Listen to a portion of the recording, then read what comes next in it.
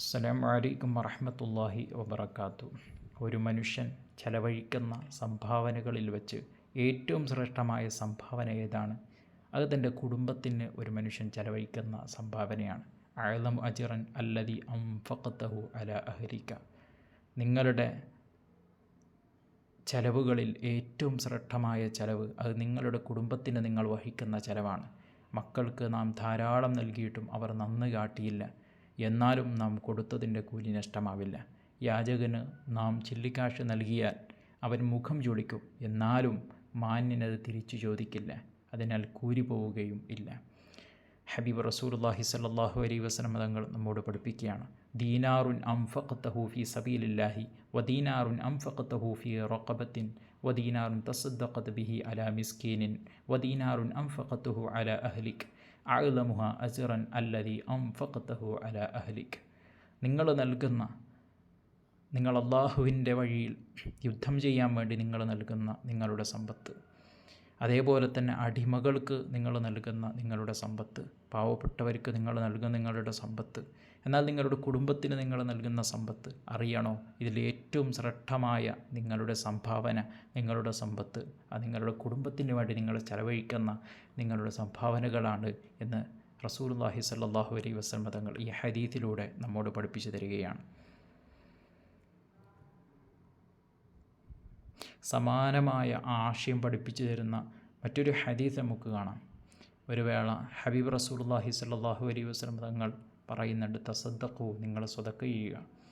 ആ സമയത്ത് ഒരാൾ വന്നിട്ട് മുത്തുനബിയോട് ചോദിക്കുന്നുണ്ട്, എൻ്റെ അടുക്കൽ ദീനാറുണ്ട് നബിയെ.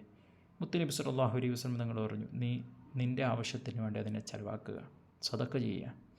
വീണ്ടും പറയുന്ന, എൻ്റെ അടുത്ത് മറ്റൊരു ദീനാറും കൂടിയുണ്ട്, അത് നിൻ്റെ ഭാര്യയ്ക്ക് നീ സ്വതക്ക ചെയ്യുക. മൂന്നാമതായിട്ട് പറയുന്നു, വീണ്ടും എൻ്റെ അടുക്കൽ ഒരു ദീനാറുണ്ട്, നിൻ്റെ കുട്ടിയുടെ ആവശ്യത്തിന് വേണ്ടി അതിനെ നീ സ്വതക്ക ചെയ്യുക.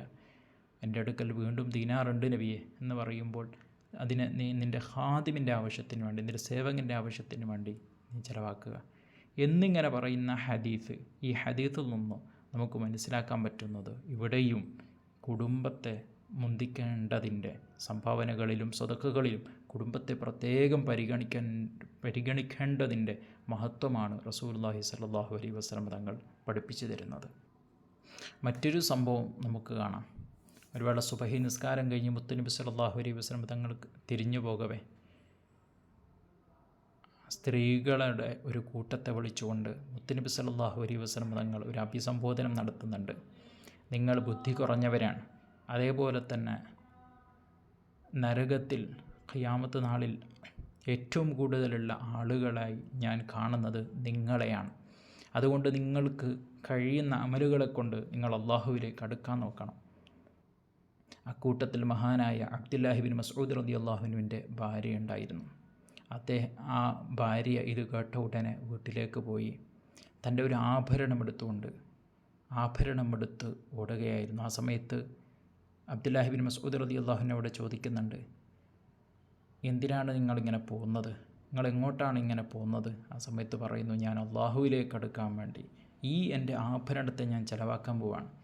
അബ്ദുല്ലാഹി ബിൻ മസ്ഊദ് റളിയല്ലാഹു അൻഹു പറയുന്നു, നീ എനിക്കതിനെ സ്വതക്ക നൽകുക, അല്ലെങ്കിൽ നിൻ്റെ കുട്ടിക്ക് നീ അതിനെ സ്വതക്ക നൽകുക. കാരണം ഞങ്ങൾ ആ സ്വതക്ക വാങ്ങാൻ അതിന് മാത്രം അർഹതപ്പെട്ടവരാണ്.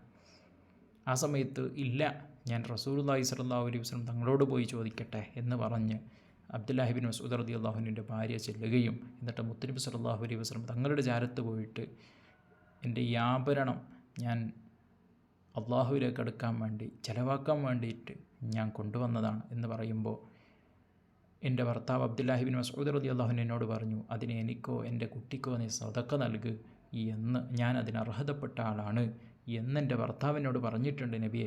അതും കൂടി പറഞ്ഞത് കേട്ടപ്പോൾ മുത്ത് റസൂലുള്ളാഹി സ്വല്ലല്ലാഹു അലൈഹി വസല്ലം തങ്ങൾ പ്രതികരിച്ചത്, അതെ, നീ നിൻ്റെ ഭർത്താവിനത് കൊടുക്ക്, അതേപോലെ തന്നെ വാല ബനി, നിൻ്റെ കുട്ടിക്കും നീ അത് കൊടുക്ക്, ഫഇന്നഹും ലഹു മൗദിയുൻ, അവർ അതിന് അർഹതപ്പെട്ട ആളാണ് എന്ന് മുത്തുനബി സ്വല്ലല്ലാഹു അലൈഹി വസല്ലം തങ്ങൾ പ്രതികരിച്ചത് നമുക്ക് ഹദീസിൽ കാണാം. മക്കൾക്ക് കൊടുത്തതിന് നമ്മൾ നന്ദി പ്രതീക്ഷിക്കാൻ പാടില്ല. കിട്ടിയാൽ അള്ളാഹുവിൻ്റെ ഔദാര്യമാണ് അതൊക്കെ. 10 മക്കളെ ഉപ്പ വളർത്തിയാലും ഉപ്പയെ സംരക്ഷിക്കേണ്ടത് ഞാൻ മാത്രമാണോ, മറ്റുള്ളവർക്കും ബാധ്യതയില്ലേ എന്നായിരിക്കും ചിലപ്പോൾ മക്കൾ ചോദിക്കുക. അതുകൊണ്ട് മക്കൾക്ക് നമ്മൾ ഒന്ന് കൊടുക്കുന്നതിലും എന്തു കൊടുക്കുന്നതിലും തിരിച്ച് പ്രതീക്ഷിക്കാൻ പാടില്ല. അത് നമുക്ക് യാ അയ്യുഹല്ലദീന ആമനു ലാ തുബ്തിലു സദഖാതികും ബിൽ മന്നി വൽ അദാ കല്ലദി യുൻഫിഖു മാലഹു റിആ അന്നാസ് എന്ന ആയത്തിൽ നിന്ന് മനസ്സിലാക്കാൻ പറ്റും.